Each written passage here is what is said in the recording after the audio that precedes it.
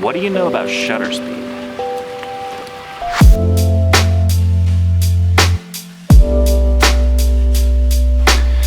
First off, if this is the first video of mine that you've seen, welcome. This channel was created to document my progress in learning photography.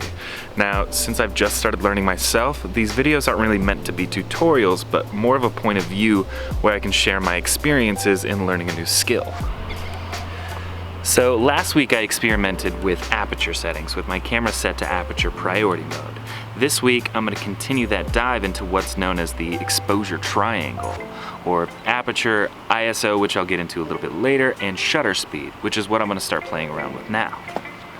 So I've switched the camera over to shutter speed priority, and this is what I know. Inside the camera there's a sensor that when exposed to light collects all the data that will eventually become your photo. Now, in between that sensor and your lens, there's a shutter. And that shutter acts like a door that determines how long your sensor gets exposed.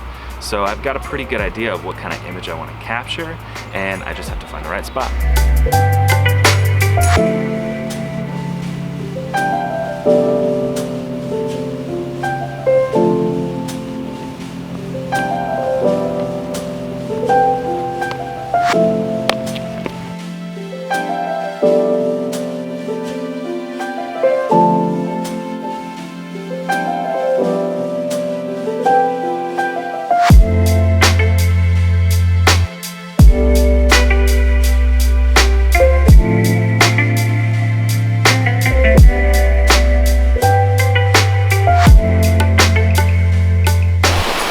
Sorry if it's a bit loud, but I found what I was looking for. It's this waterfall that's right behind me. Now, I've taken some photos, but I'm gonna find a quieter place to talk about it. Now, what I was trying to accomplish was to get that water looking smooth and silky. But with a fast shutter speed like this, at 1/500th of a second, it's so quick that it looks like it just freezes the water in time. Now, if you have a quick subject that you want to freeze the action for, like sports or kids and pets running around, that's perfect, but not really what I was looking for. Another issue I was running into was having a shutter speed that was too long, letting way too much light in and really blowing out the photo. Now, I think you can remedy that with an ND filter, but I think that's for a future video. With a little trial and error and back and forth with that shutter speed, I was able to nail what I was looking for. Now, I want to experiment with my ISO settings a little bit, and I've got an idea of how I want to do that, but we're going to have to wait for the sun to go down.